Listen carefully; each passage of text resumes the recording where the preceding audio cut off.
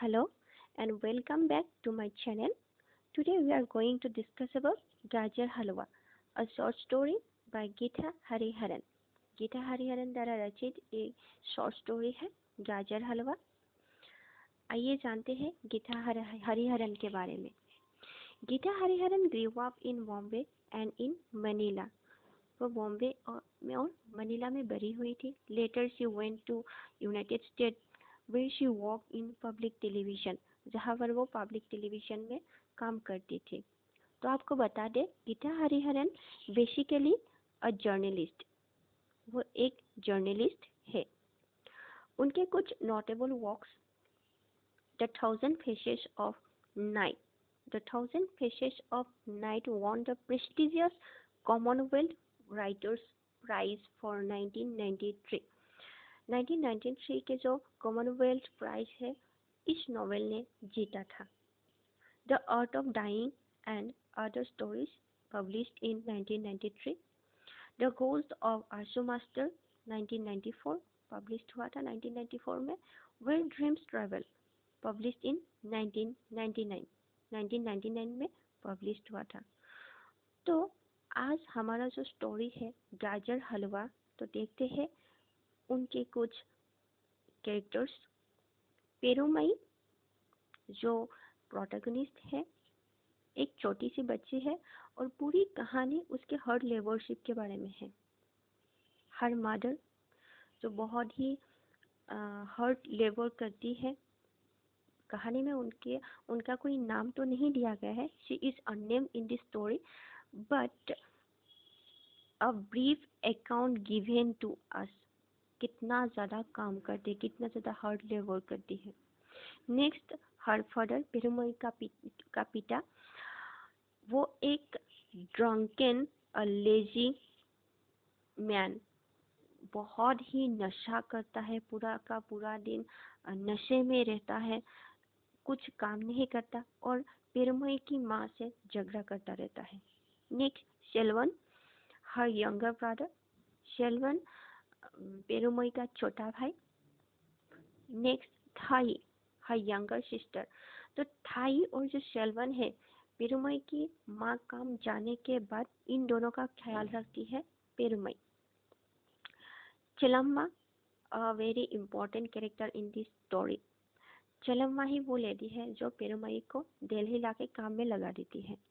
Next memsahib Perumai owner. वो lady जिसके पास पेरुमई काम करती है दिल्ली में. तो आइए इस कहानी की ओर जाते हैं. Summary of this story. मैंने पूरी स्टोरी की कुछ पॉइंट आउट किया हुआ है जो आपको हेल्प होगा. First Perumai's hard life in Salem and out of it. Perumai का जो हर्ड लाइफ है वो हमें देखने को मिलते हैं फ्रॉम द वेरी बिगिनिंग. तो this story is a moving account of young Perumal's life in Salem and out of it. तो पेरुमई की जो लाइफ है हर्ड लाइफ इन सालेम. सालेम एक सदर्न विलेज है साउथ इंडिया में. तो उसमें एंड आउट ऑफ इट. तो उसके बाद जब वो दिल्ली चली जाती है वो वहाँ पर भी उसका जो लाइफ की दिक्कतें हैं वो दिखाया गया है इस स्टोरी में. हर life is extremely hard in Salem. बहुत ही ज़्यादा हार्ड लाइफ है. जो छोटी बच्ची है पेरुमई वो घर चलाने के लिए बहुत कुछ करती है. तो उसकी लाइफ सलेम में बहुत ही हार्ड थी. उसकी जो माँ है हर मदर एक लेबर है जो हाईवे साइड में काम करती है. तो उसका जो पिता है एक लेजी कामचोर इंसान जो कि हमने पहले बताया जो हर वक्त नशे में रहता है. वो हर वक्त नशे में रहता है. घर आता है तो उसकी माँ से झगड़ा करता है. तो एक दिन वो उन लोगों को छोड़ देता है. वन डे ही अबंडन देम. तो उसकी जो माँ है पेरुमई की माँ उससे गिल्ट होने की बजाय खुशी होती है. वो कहती है कि अच्छा हुआ कि इसने घर छोड़ दिया. तो ऐसा लिखा है we are well rid of him. He is a lazy drunken buster. तो ऐसा बोला था उसकी माँ ने, पेरुमई की माँ ने। नेक्स्ट, पेरुमई की जो माँ है वो सुबह 6 बजे काम के लिए निकल जाती है, चाहे वो बीमार हो या खाली पेट, क्योंकि उसे अपने बच्चों को पालना होता है। तो उनका एक यंग चाइल्ड है, जो यंगेस्ट चाइल्ड है उनके उन लोगों के फैमिली में, वो उसको हिप में बांधकर काम करते थे। तो इससे उसका जो हर लेबरशिप है उसको दिखाया गया है। ये यहाँ पर नॉवेल, यहाँ पर सॉरी स्टोरी में लिखा है ऐसा। She coiled a rake on her head, ready for the basket of gravel she would carry all day. On her hip, she held a young child who was still breastfeeding. जो अभी भी दूध P रहा हो, उसे अपने खुद में बांध के वो काम करती है। We don't need much imagination to know the extent of her drudgery to fend for out 4 children. तो इससे उनका जो हार्ड लेबरशिप है वो दिखाया गया, और लेखक ने बताया कि हमें ज़्यादा इमेजिनेशन करने की ज़रूरत नहीं है, उसकी लाइफ कितनी हार्ड होंगे।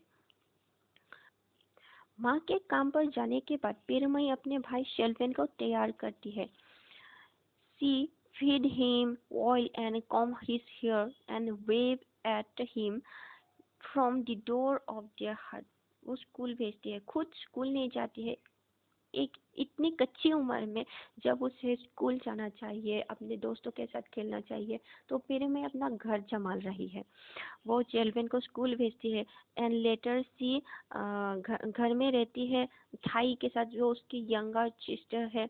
तो उसके साथ फायरवुड कलेक्ट करती है, लाइन में लग कर वाटर कलेक्ट करती है। उसके बाद रिवर साइड में जाके कपड़े धोते हैं और वो दाल चावल बनाती है। तो ऐसे वो लोग तो चलता रहते हैं उन लोगों की ज़िंदगी। लेकिन एक दिन ऐसा होता है कि हाईवे के काम बंद हो जाता है और पेरुमई के माँ के पास कुछ काम नहीं बचती है। तो इन दिस वेरी सिचुएशन हमारे स्टोरी में चेलम्मा का जो इंट्रोडक्शन होता है। चेलम्मा एक नेबर्स के कजिन है। तो वो आती है और बोलती है कि दिल्ली में 5 लड़कियों को ले जाएगी काम दिलवाने के लिए।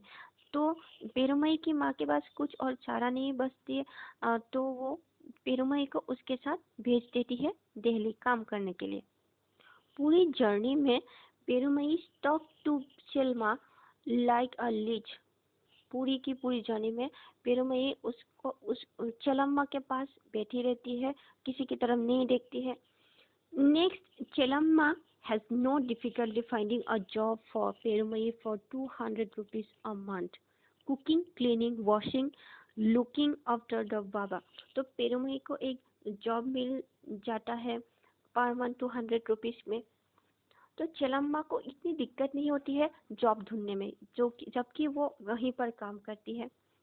और उस जॉब में पेरुमई को उस घर में सब कुछ करना होता है, जैसे कि खाना पकाना, बर्तन मांजना, कपड़े धोना, यहाँ तक कि बच्चे को भी संभालना पड़ता है। तो पेरुमई को इतना अच्छा काम करना नहीं आता था, उसे तो सिर्फ चावल और दाल ही पकाना आता था। लेकिन चलम्मा ने झूठ बोला कि उसे सब कुछ और ये भी सही है कि अगर झूठ नहीं बोलती तो पेरुमई को काम नहीं मिलता। तो यहाँ पर लेखक ने यही बोला है, necessity is the mother of invention. तो ये लेखक ने यह कहा है कि ऐसा कहावत है कि जब जरूरत होती है तो सब कुछ करना पड़ता है। तो पेरुमई ने कुछ ऐसा साबित किया कि necessity makes us invent life. तो हमें झूठ बोलना भी पड़ता है जब हम जरूरतमंद हैं। तो पेरुमई उस घर में रहते उससे बहुत ही हार्ड लेबरशिप होते हैं, लेकिन वो आहिस्ता आहिस्ता झूठ बोलना सीखती है। जैसे उसकी मेम साहिब नहीं देखती तो कैसे रखा हुआ खाना खा लेती थी, कैसे जब वो पोछा लगाती थी वो कैसे उसमें स्किप कर सकती है। तो ये सब कुछ आहिस्ता आहिस्ता वो सीख जाती है। नेक्स्ट, जो ये काम है उसमें पेरुमई को 200 रुपीज मिलती थे, उनमें से 50 रुपीज उसे चलम्मा को देना होता था और बाकी के पैसे 150 रुपया वो सोचती है कि वो अपनी माँ के पास भेज दे। नेक्स्ट, ऐसा हुआ एक दिन मिल्क बूथ में पेरुमई जो लाइन में खड़ी थी उसको अपना घर याद आ गया कि कैसे वो वाटर कलेक्ट करने के लिए लाइन में खड़ी रहती थी। तो यहाँ पर लेखक ने ये दिखाया है कि कैसे लोग एक बेटर लाइफ की खोज में शहर की तरफ जाना पड़ता है अपनों को छोड़कर। Then the most important thing shown in this story is north-south contrast. North contrast language में फूड में दिखाया गया है। पेरुमई जो है साउथ इंडिया से बिलोंग करती थी, तो उसको इतनी अच्छी हिंदी नहीं आती थी, वो समझ भी नहीं पाती थी मेम साहिब या घर वाले क्या बोल रहे हैं, लेकिन वो समझ जाती थी। नेक्स्ट, पेरुमई का जो नाम है वो मेम साहब उसको शॉर्ट में प्रेमा बोलती थी, लेकिन पेरुमई को ऐसा लगता था कि जो मेम साहिब गाड़ी चला सकती है, इतनी अच्छी इंग्लिश बोल सकती है, इतनी पढ़ी लिखी है, तो वो उसके नाम नहीं प्रोनाउंस कर सकती। तो ऐसा लिखा है। Next is the most important thing जो हमारे टाइटल से भी रिलेटेड है, is food. Once Perumai asked to make गाजर का हलवा, जो विंटर के टाइम नॉर्थ इंडिया में फेमस होता है, but she doesn't know how to make it. उसको नहीं पता है कि वो कैसे बनता है, लेकिन बहुत कोशिशों के बाद वो सक्सेस होती है। उसकी उंगलियां घिस जाती है, फ्रीज हो जाती है, लेकिन वो सक्सेस होता है। तो थ्रू दिस वेरी स्टोरी, तो मेनली अबाउट पेरुमई, हम देखते हैं कि पेरुमई के बारे में पूरी की पूरी स्टोरी है। हर life journey from Salem to Delhi कितना हार्ड है वो दिखाया गया है। What all she goes through, कैसा कैसा काम करना पड़ा उसे। तो देखते हैं, हाँ, अगर देखा जाए तो गाजर हलवा जो टाइटल है, गाजर हलवा बनाने के लिए जो हार्ड लेबरशिप की ज़रूरत होती है, जितना हार्ड काम करना पड़ता है, तो पेरुमई की लाइफ में भी गाजर हलवा का जो टाइटल है वो बहुत ही सूटेबल है, जस्टिफाइड है। As gajar halwa need lots of labour, hard labour to make, but tempting, लेकिन बहुत ही ज़्यादा टेम्पटिंग है, हर कोई खाना चाहते हैं।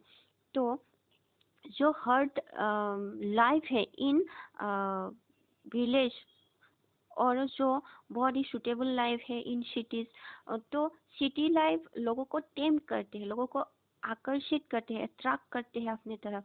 तो गाजर हलवा और सिटी लाइफ, इन दोनों की जो कंपैरिजन है इस स्टोरी में दिखाया गया है। तो हमें बताइए आपको कैसा लगा हमारा ये video, and thank you for watching. अगर आपको वीडियो अच्छा लगा तो लाइक, शेयर एंड सब्सक्राइब जरूर कीजिएगा। Thank you.